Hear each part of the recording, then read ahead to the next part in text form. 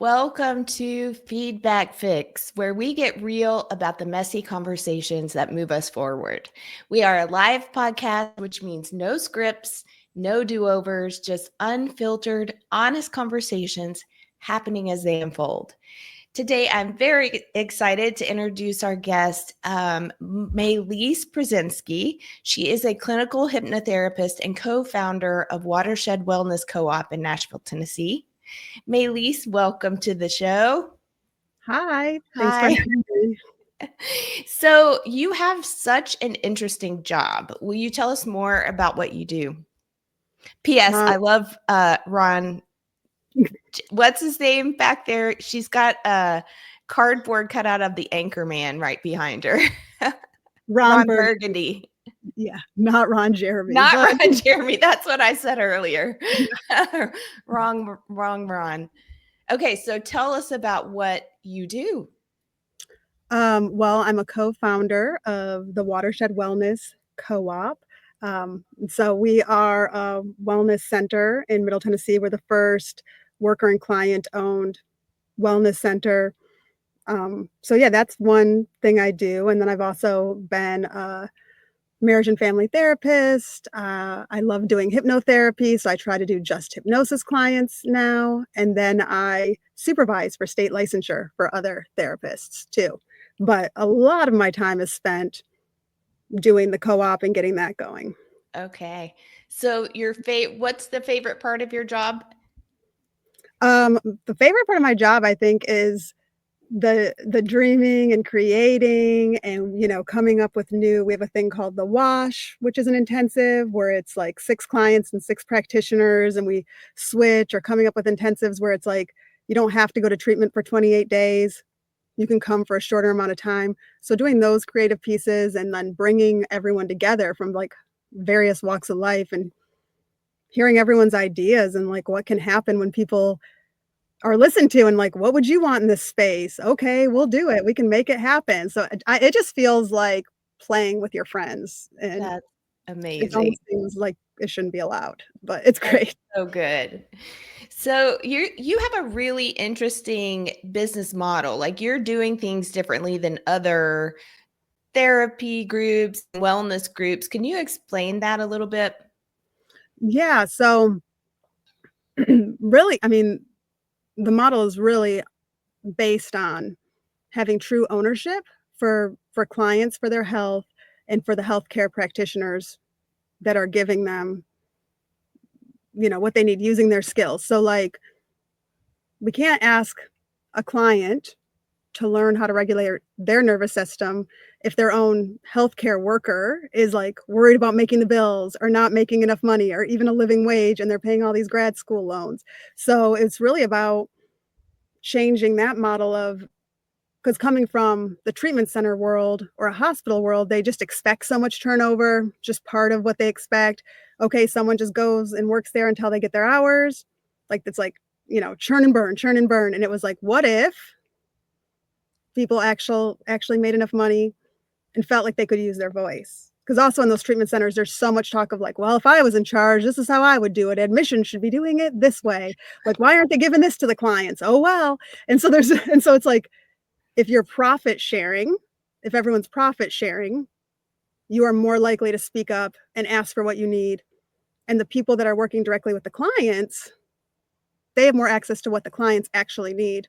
But we also have another model where the clients get to vote on a portion of the surplus. So the clients get a say in what their care is. Like the portion of the surplus, they can say if they want changes to the building, if we have enough surplus at one point, moving to another building, a bigger building, or even like we would like more people that are doing brain spotting, or so they get a say in what services they're actually getting. That's really amazing, Melisse. What inspired you to do this or possessed you to do this? I don't know, depending on the day, right?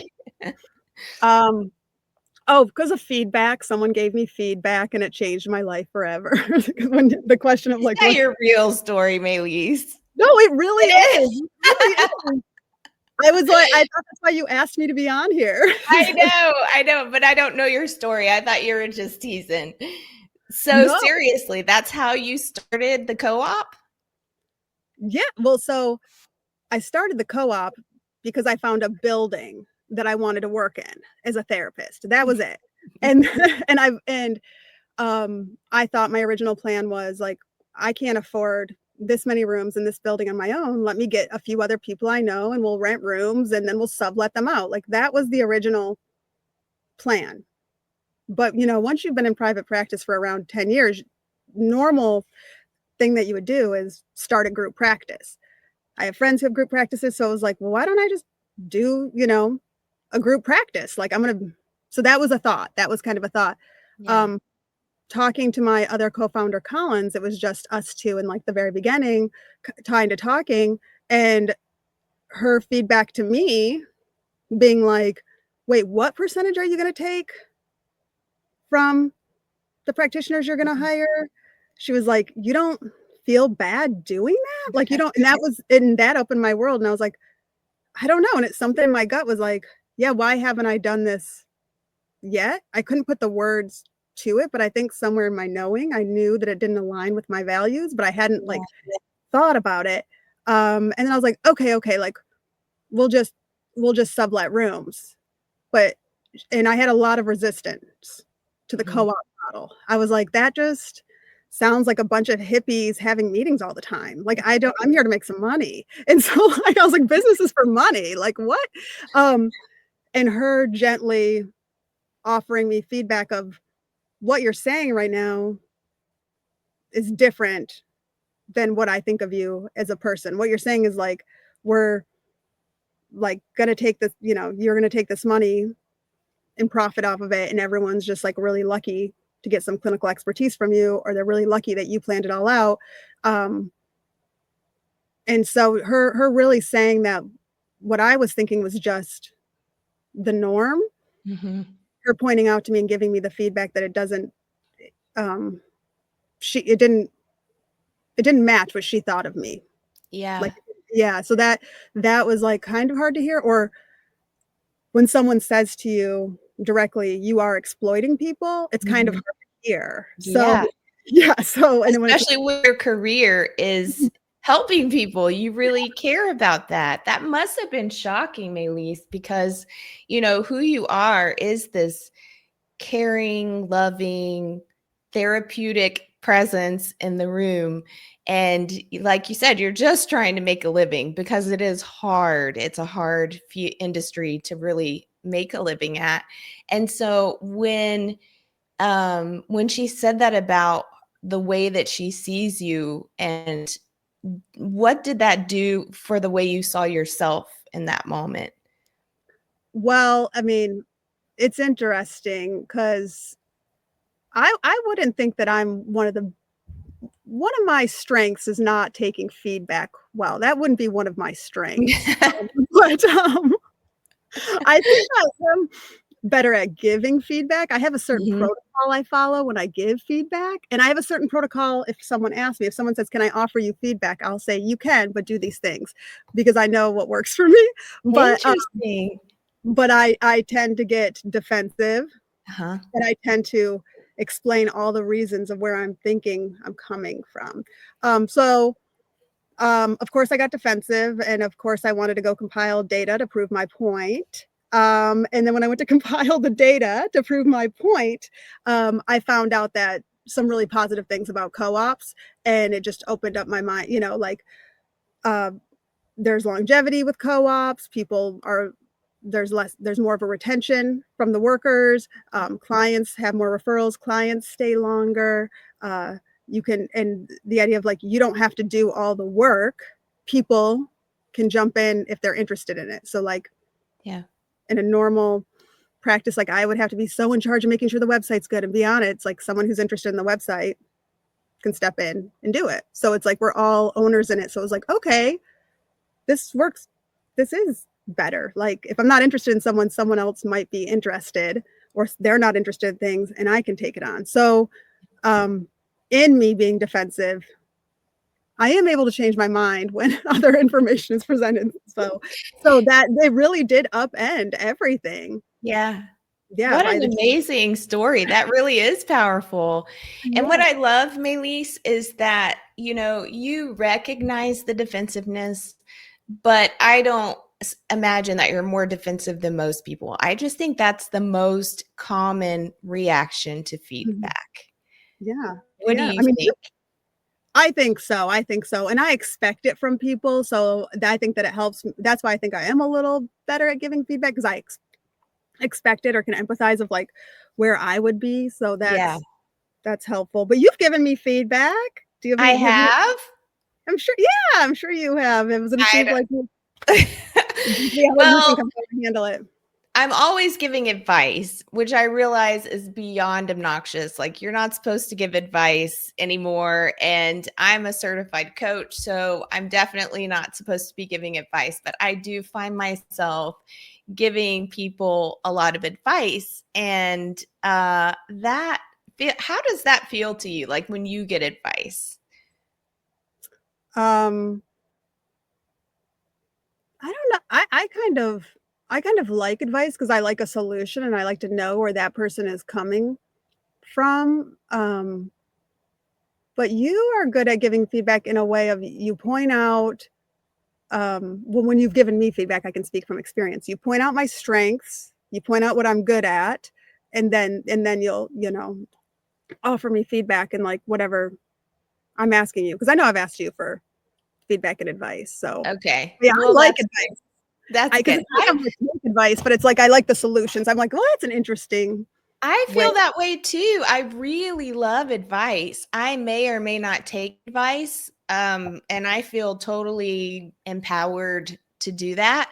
But I really love hearing, like, if you were in my position, what would you do? Or what are you Mhm, thinking I should do? Because I think there's something that gets lost. And tell me how you do this as a therapist, because it might be similar, but I think I can see why advice giving has gotten such a bad rap because, if you're in an organization and you're a leader, just constantly telling your employees what to do or telling people what to do and not asking their perspective or opinion, that is obnoxious. But I also think as a coach, this is so bad for me to say as a coach, mhm, but I think there are limitations to what somebody comes up with by themselves. So mhm, I think it's an important thing for people to generate their own ideas, but I honestly also think that you're limited by your own history, your own experiences, your own perspective. And the only way to make a jump is to really have somebody else share their wisdom with you or their perspective with you. What do you mhm. think about that? Well, yeah, and like in the therapy work, the school I went to Pepperdine, and the way we were trained is over and over, you are a therapist, you are not a counselor. A Mhm. counselor is a lawyer, a counselor gives advice. That is the worst thing you will ever do, to never give anyone advice. You can say from this therapeutic perspective, this is what they would say, but it was like just pushed into us. So, really, as a therapist, I I try not to give advice and I try to remind them of what they've said in earlier sessions, what goals they're trying to get to, like will that get you to your treatment goal or whatever goals you've set. But people they think I have it together and so they'll be like, "Well, what would you do in this situation?" Like what would you know, you're a mom, what would you do? And I'm like I always joke and I'm like, "Do not ask me what I would do. I would blow everything up." So we don't want to ask me what I would be doing in the situation. What we want to do is help you feel really good, which it's a term today, like in your knowing, feel really good in your gut or feel really good in Yeah. of the decision you made so you can walk away and no one can, make you regret this decision you made in this moment in time if you're making a decision. I will help them brainstorm ideas and then I will throw out the absurd. Like I'll throw out something so crazy just to help them get it going. Another one is saying, who are some people in your I don't say some support network, but who are you close to?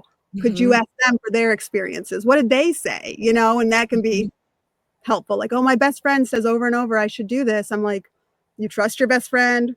Yeah. They've been saying it. Why aren't you listening this time? So I try to use those techniques as opposed to, Okay. you got to dump that guy. What are you Yeah. thinking? Like, No.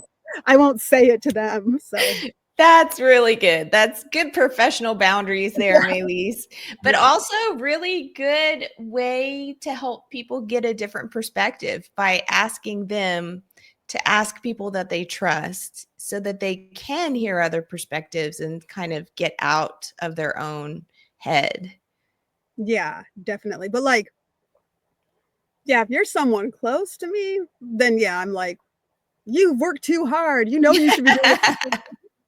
You should learn this lesson. And they're like, Yes. yeah. So it's a different when you know someone. That's right. I think I've been on the end of that with you, Melisse. So, Yeah. for those of you who don't know, Melisse and I are part of an entrepreneurial group that one of my previous guests, Nicole Vanderhorst, is also a part of, which is called Brain Trust, and it is a group of women entrepreneurs.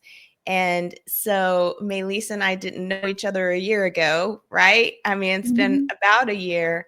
And we've been in the same vault and group together now for a year. So we've gotten to experience each other in like different ways, which has been Mhm. really cool. Most Yeah. recently, a trip to Mexico Yeah. for 5 days. And Yeah. so that was amazing. So let's talk about feedback there because you and I had like a moment in Mexico Yeah. where, yeah, I think it's good though. I think it's Yeah. good. So here, let's preface this. So making friends as an adult is hard, right? It's interesting because, you have people who grew up with you and know how you operate and whatever. And then when you're making new friends as an adult, these people don't know how you operate and you have to navigate this whole experience and relationship in a different way than you would have if like you and I had grown up together, right? Mhm. Yeah. And is it okay if we talk about this?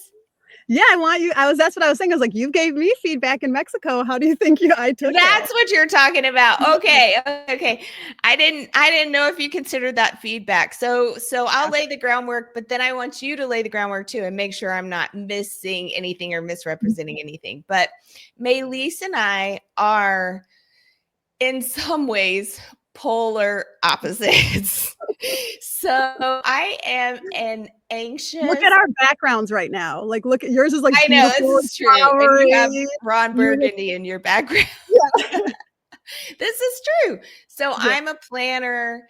I'm pretty anxious human being. So I'm constantly, sadly, on the lookout for dangers. More than anything, even physical dangers. This is just my thing. So I had never even been to Mexico before, but we went to San Miguel. It was a lovely, lovely city. I felt totally safe there, even walking at night, which I never would have done if it weren't for Melise. She inspired me. You're So welcome. there, I know it's true. I'm really glad that we got, aside from the massive hill that we had to walk up, I'm so glad that we got that experience. And there, Melise, describe yourself. Describe how you operate. Um, I think, like, if there was a risk-averse scale and, like, 5 was, like, you're very afraid of decisions, afraid to take risk, or 0, I'm, like, 0, like, I have no fear of risk, and you have, like, a 5. Yeah, this is so true. So sorry, I was coughing, and, That's okay. so, yeah, so that's and I like to travel, and I like to, of all the things that feel risky, physical harm is very small, like, minor on So mine, good. and I don't like to be a planner, and I like to decide what to do at the last minute, and Mhm. I don't so, yeah, it was a fun trip. I mean, it was fun for 5 days we had to all navigate, but, Yeah. and I'm a dreamer, I'm like, "Let's do something big and see what happens, let's have an Yeah. adventure." Like, if we Yes. got robbed, wouldn't that be fun? Like, let's just Ah, go, see what happens, like, why we're here. So, I'm more like, let's have I always go towards the adventure. That's why I yeah. say, "Don't take my advice, it's gonna blow everything up," is what I mean, but Because yeah, right. but Well, Mexico felt very safe, and I yes, was it yeah. did. It really did where we were. but we had an interesting moment where we were navigating just our differences because we were in a group of what, 6 women? And, you know, I don't know. I am super old school. I'll be the first one to admit it. So, like when you're traveling and you're a group of women, I turn into a mom. I will be the first one to say it. And I'm like, I want to keep everybody together. I want to make sure everybody is safe. So we were leaving a restaurant at night. It was probably what, 9 o'clock at night. And I was like, yeah, let's get a cab. We're all getting a cab, right? And Melisse is like, no, I'm walking. And I went, no, you're not walking. And she's like, yeah, I'm walking by myself. I'm a grown woman and I can do what I want. And we had a moment where I'm like, no, you can't do that. That's not safe. And you're saying, yes, this is my body, my life. I will do what I want to. And how do you think we worked that out, Melisse?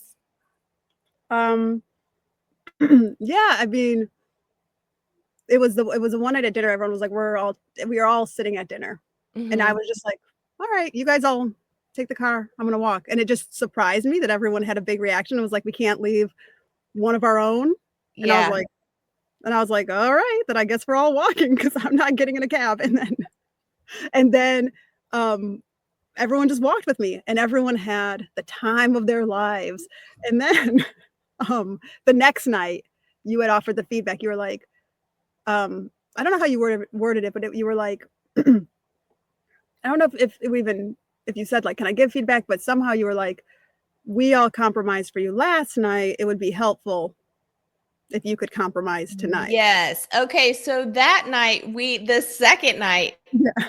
we walked up a mountain in San Miguel to get to this restaurant, and I am not exaggerating. We literally scaled a freaking mountain. It was never ending. It took us 30 minutes to climb up all these stairs, and we honestly weren't even sure what was going to be at the end of it. But thankfully, it was this beautiful, amazing restaurant, awesome view, awesome food. And that night, especially after that big walk, I was like, oh no, I'm not walking home. I'm not walking home. So But I wait, said, that walk up was so fun because we see like 2 teenagers kissing and making out. We have to interrupt and we're like, "Is there a restaurant up here?" And they're like, "No." Then we're like, "A man with a donkey." We're like, "Is there a restaurant?" Everyone's like, "No." And we're like, "Let's just keep going. There might be one." And we came upon one. That was so fun. no, the entire time, Melisse, I'm just like, oh my gosh, where are we going? What are we walking into? Who's around the corner? We're getting ourselves in this path here where we're going to get stuck and we're not going to be able to get out. No, no, no.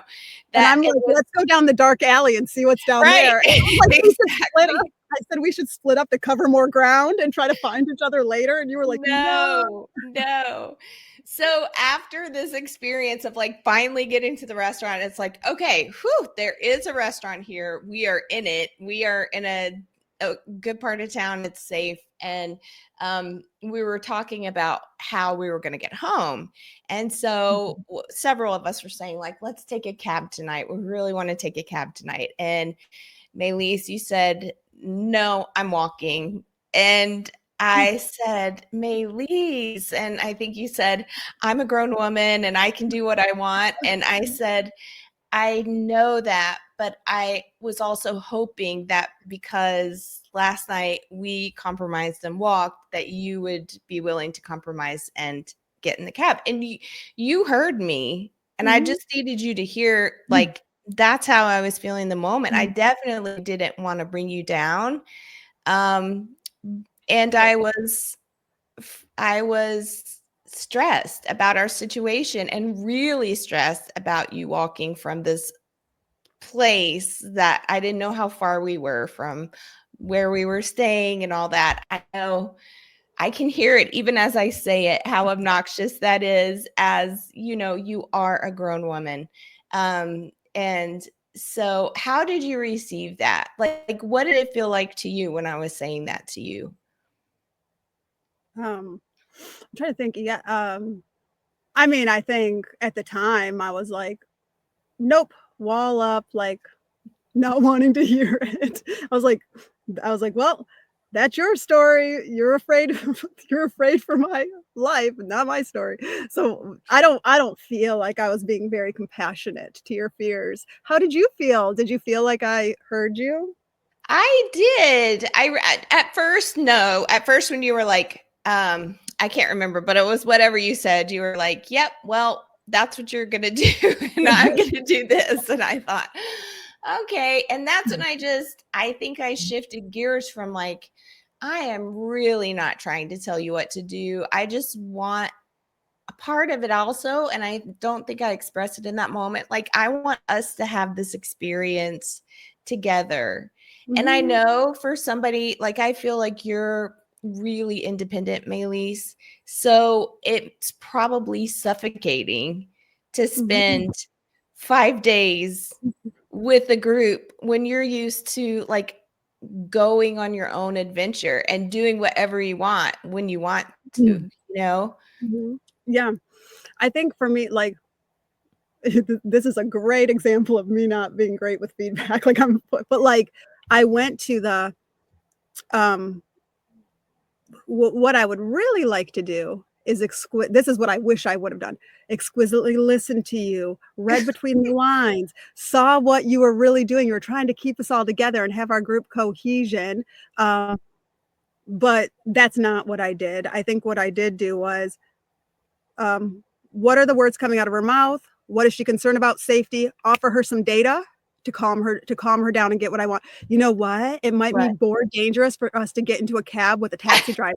You You know, it's did like say I that. like yeah, he goes, "That's actually more dangerous for us." So it was like me trying to control the situation to, like, get what I want, you know, and Yeah, appease you, but then you were just like, "No," like, so it was like, "Nope," like, we all, um, we all wanna take a taxi or whatever, but I thought it was I mean, we got through it fine, like, yeah, the other and person wanted to walk too, me and the other person walked, and then the rest took the taxi, and it all yeah, worked and I out in just the end. Interesting. think it's like a beautiful illustration of what feedback looks like, you know? Like, you and I are both I used to be a therapist, you're a therapist, we're both, like, really people-focused, wellness-focused individuals, and yet we have our triggers that pop Mhm, up inevitably, like with each other. And so I mhm, feel like it's just such a good example because even telling the story again, I can see how much my own fear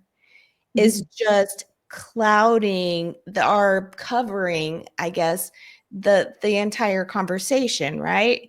And mhm, so I can see that and I'm like bummed by that because mhm, I wish I wasn't scared, but mhm, it is what it is. I live with it and I try to manage it, but I can certainly understand for you like how that is so foreign to you and I'm guessing that you might have felt like claustrophobic almost, like mhm. restricted? Is that how Yeah, you felt? yeah. That's great. That's what I call exquisite listening. That's great empathy, Oh, great, like, feeling, how I would have felt. So, yeah. yeah. I totally I'm like, get that. I was like, "Why are they not throwing me a party? I'm sitting here I sat at a lunch and a dinner and sat through 2 things. I should be getting a big party around here." She's like, Maylise, you're like, "You don't know how much I'm conceding already. I will not give up my walk down this hill. I won't do it." Yeah. But also what I found really beautiful in our conversation is that I felt you might think love is too strong of a word.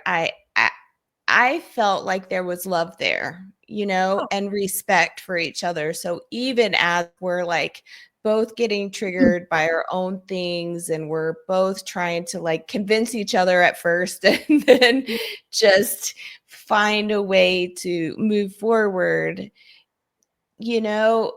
there was always just this I felt respect or love. How did Mhm. it feel to you? Yeah, and I think that that really goes back to us being in brain trust and like, I don't know, the protocols or the safety brain trust sets up because there was never any question of each other's intent. Like, we No. both knew we love yeah, so that was real like, respecting each other and knowing that there was so much love between us. So yeah, Yeah.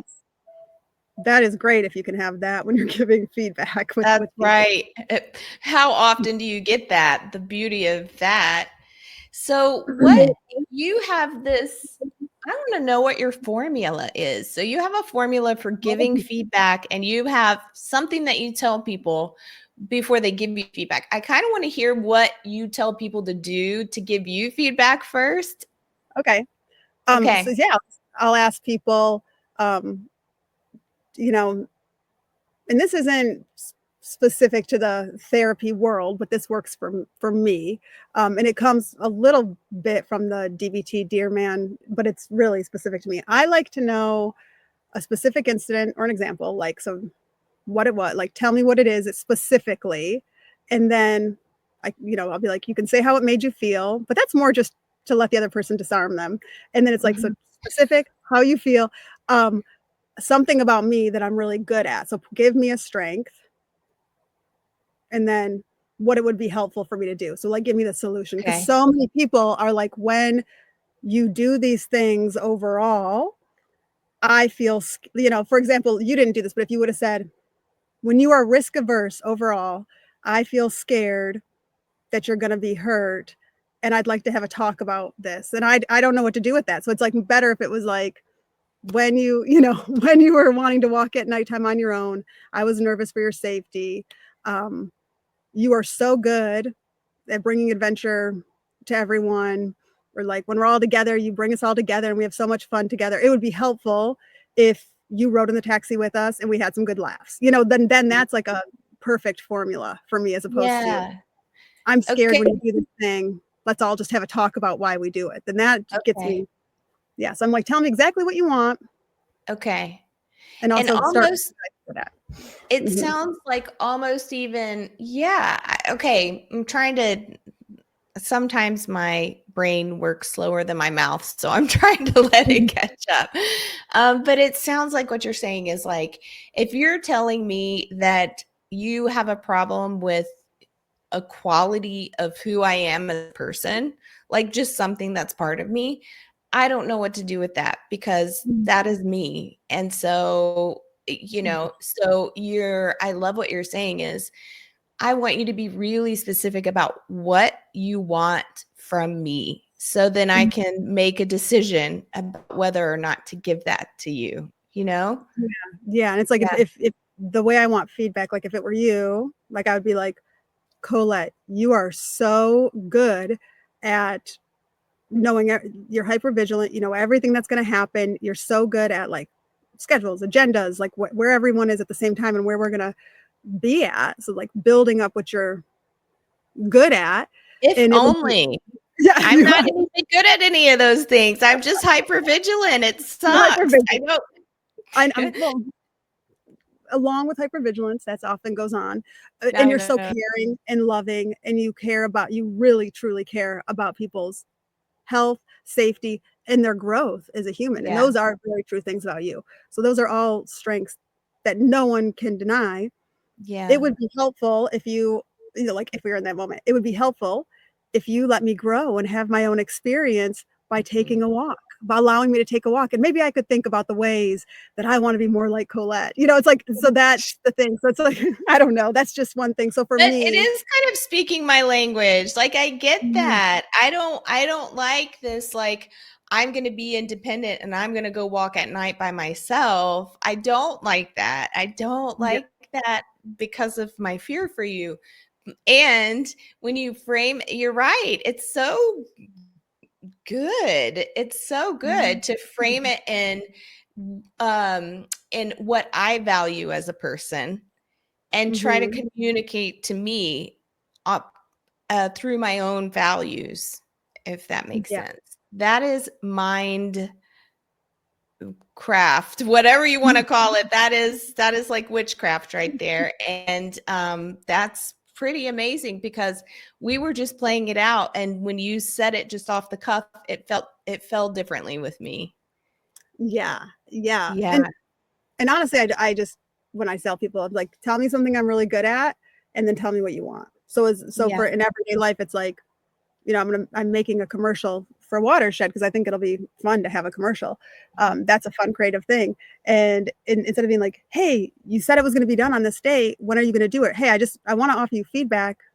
You gave a timeline, you said it was going to be done and you haven't done it yet. Like, that's one way people could give it. But if they're like, you are so creative, we can't wait to see the commercial you make. You're such a great writer. You're so good with visuals. We cannot wait to see your commercial. Could you tell us when it's going to be? Like, that makes me more excited than, oh no, I have a deadline. I love this. Okay, so my first guest on the podcast talked about a shit sandwich and how, that he doesn't like that because he feels like it's disingenuous, and he asked how I felt, and I'm kind of like, well, if you're going to tell me something negative, you might as well give me the positive too. I'll take it. Like, if I get to choose. So it sounds like for you, that positive is really important. Tell me why. What does that do for you? I think that getting positive affirmations is one of my love languages, and it motivates me more so than other things. That's all I can guess, because I know for other people, I've done it with them and it doesn't do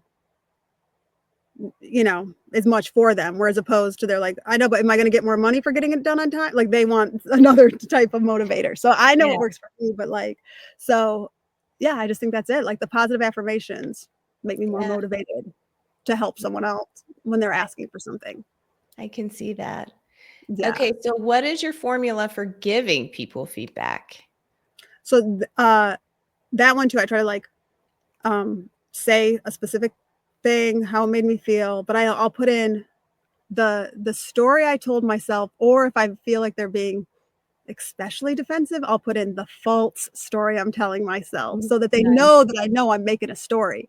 So the false story I'm telling myself, and it would be helpful if you did this. Can you give me an example, like from our situation? Can you give me an example of what that looks like?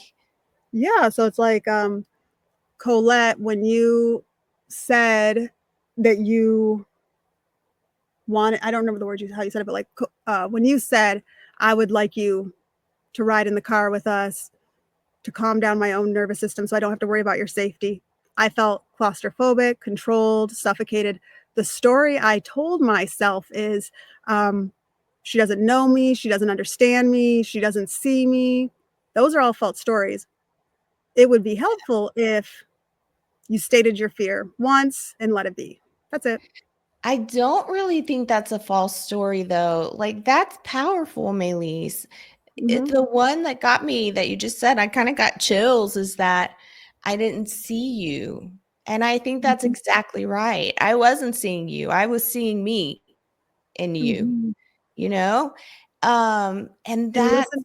powerful. And think how much more powerful that is than if I said, and Colette, you're not seeing me, you're not hearing me, you don't see my needs. As Mhm. opposed, so many times when you say, this is my story, a person responds just like you and is like, oh my God, you're not wrong. So it's Yeah, like, it can bridge that gap, as opposed to if I said, you don't see me. Like, if I just, definitely. it just disarms a little bit. Right. It's the craziness of these conversations, because each of us has a very real truth about what was happening for us in this moment. And it's very different, mine to yours and yours to mine. And yet at the same time, like, it's not who's right. It's not that at Mhm. all. It's that these two kind, nice, caring people had these two totally different perspectives. And we're just trying to, first of all, get each other to do what we wanted.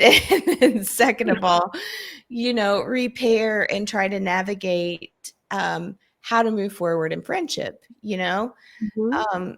but that is powerful, because, and I hear what you're saying, is you say, well, I add in this is my false story, if somebody is just not ready to hear Mhm. what was happening for you in a really true way. Yeah. Yeah. So, Man, that's beautiful. I really do think you have a gift, Melisse, of um, you're so present. And at the same time, I also feel like you're so 5 steps ahead, which I don't know how you manage. You're like the wind. It's like you're present and then somehow you're still 5 steps ahead. But I've really seen you in relationships and it also with me just be so in touch and in tune and present. And it's really powerful. Oh, thank you. Yeah. Yeah. I bet it's part of what makes you a great therapist. Oh, thank you. Yeah. Yeah.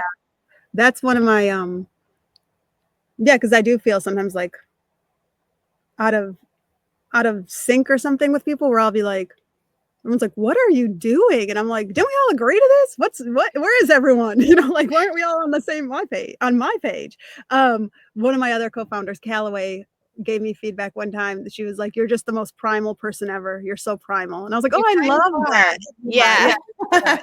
That was a good feedback that I liked. And yeah, I think that you're I think you are really good at seeing people, and you are really good about reminding people who they are. Like, you can see through someone and, like, who they really are, what their values are, and reminding them what their values are. Like, that is one of your superpowers. Thank you.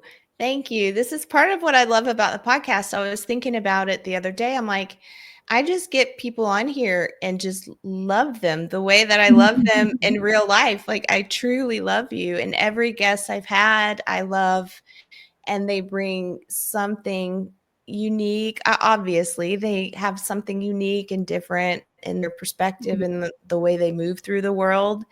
And Mhm. it's so beautiful to like share that and bring that out, you know? Yeah, yeah. Yeah. No, thank you. Yeah. It's it's funny that you had I was like, "Me on the feedback fix?" I'm like the most, like, But you great. have all this wisdom. So tell me what I forgot to ask you this question, but I think it's important. What is your relationship to feedback? Like you did say, okay, I feel generally defensive. Where did that develop? Do you know? Well, I think it developed with if someone says, "Are you open to me offering feedback?" It's usually not great. So it's like I'm like, "Oh gosh, how many times has this happened?" You know, as opposed to people will just tell you what's great about you. But if someone's saying, "Are you open for feedback?" or "Do you have the space?" or "Could we set up a time to talk where I could offer you some feedback?" It's not gonna be what they're happy about. Otherwise, they just say, Maylise, you're fabulous, Yeah. right? Yeah. So, I think that's my first thought is like, "Oh, no, something else that." But on the other hand, I have no problem moving towards conflict, or I think it brings us closer. So I think that's fine too. I'm not someone who's like, "Oh, no, like, we have to wait to get feedback." Like, I'm just like, "Yeah, let's just give it to me." So, Do it. yeah, yeah. So Well, you're such a highly independent person. And so I want to know what you think about this because I have this feeling when I get feedback, and I've talked about it before of feeling um just disappointed that I have to change, that I need to change to be acceptable, to be belong, to be better, because I just kind of want to move through the world as me. And I've said before too, there's no telling what kind of feral human being I would be if I didn't mhm. accept or hear feedback. But it's always disappointing to me because I'm like, it feels in a way like I'm losing some independence. Does that make sense to you? Yeah, I mean, that's interesting that, this just shows how our brains are different, that you think, "Oh, no, I have to change," you know? And, because because for me, my first thought is, oh no, I have to change them to be to think what I want.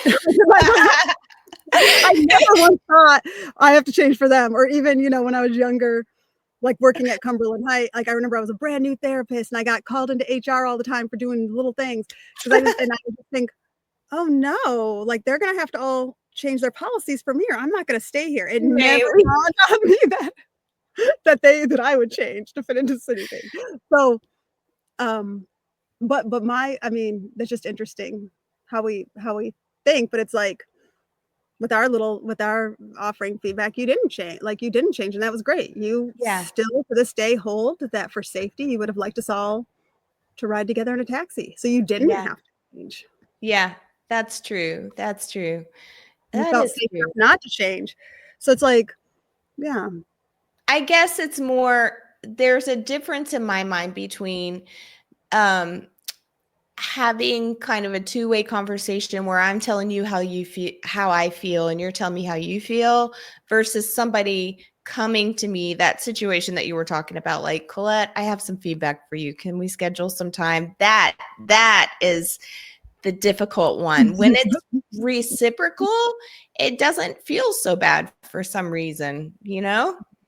Do you ever Um, ask people for feedback? Do you ever like feel people kind of having a wall up or something? And do you say, are you open to giving me feedback do you ever ask people for feedback? Only if I want it. Only if I want it. And there are times when I really don't want it.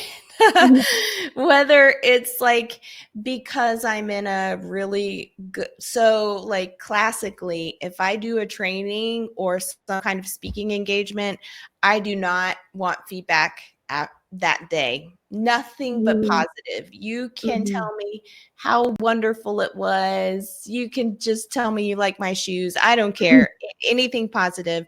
But it takes so much out of me that I don't want to use my energy on that day to try to think about what I could have done better. I want to celebrate that I did it in the first place. And mhm, so like that's a boundary I have around feedback. Um so I try to help other people help me by asking for it when I actually really do want it, but not asking for it if I don't want it. And mm. really hesitating to accept. And it sounds like you do this too. If you're not in a place to receive it, hesitating to really say, okay, give it to me. Let's have this conversation. If it's not um, something that you're really truly invested in, you know? Yeah, well, because when you were saying like the feeling of oh no, I have to change, and I was thinking, but I'm the opposite that like doesn't change. I was thinking of an example of um if I know, like I noticed a pattern in different groups over the years where it's like I'll think we're all collaborating, and the next thing I know, it's just me asking questions, and then everyone's quiet, and then no one seems interested in doing whatever project. So then I asked my co-founders, like, lovingly, please give me the feedback. It hasn't just happened in this workspace, it's happened in other areas. And they said, because you rapid, they guessed what was going on. They said they could talk for themselves, but they could guess what's happened in the past. They're like, you rapid fire questions of like, I thought this was going to get done. When's this done? Don't you have this answer? They're like, it feels like an interrogation. And then we feel like we didn't, do our work, and it's no longer throwing out creative ideas. So that was when I heard that, I was like, oh yeah, I do want to change. Like if Yeah. that's your experience, that's not who I want to be. So I'm like, please, moving forward, if I jump in to that question after question after question, please point it out. Because so there are times when someone says something, I'm like, yeah, I That's do. really nice. That's really nice, Melisse, because you are exceptionally fast, and you're thinking and you're doing. You are truly amazing. You are. And I could see how in a room full of people, when you have an idea that you're excited about and on board with, watch out. You're definitely going to be the fastest person in the room when it comes to processing things and getting things done. No, thanks. Yeah. Well, I love you, friend. I love how this conversation went. I think it was beautiful the way it unfolded. Yeah, it is. It always happens the way it should. So, Yeah. I'm so glad that you joined me. Tell people how they can get a hold of you or at Watershed. yeah, they can go to the website, watershedcoop.org, or the Instagram at Watershed Wellness Coop. Yes. And can you share just a little bit about what different services you have there? So yeah, at Watershed we have the Finnish style spa area. So it's $30 for an hour, and we have a dry cedar sauna, eucalyptus steam room, a little hangout area, showers. We offer lymphatic massage. We have talk therapy, family therapy, child therapy, and then we're adding groups, breath work groups, hypnotherapy. So yeah, we have that. But yeah, there'll be various events we're having. Dream club, people come in and share their dreams. We have lymphatic self-care, learning how to work with your own lymphatic system. So just really building a community. Really nice, Melisse. And it's a beautiful, beautiful building just outside of Nashville in Madison, Tennessee. It's so cool. So I highly recommend. And thank you, Melisse. And thanks to everyone listening. We'll see you in a couple of weeks. Okay, Bye. bye.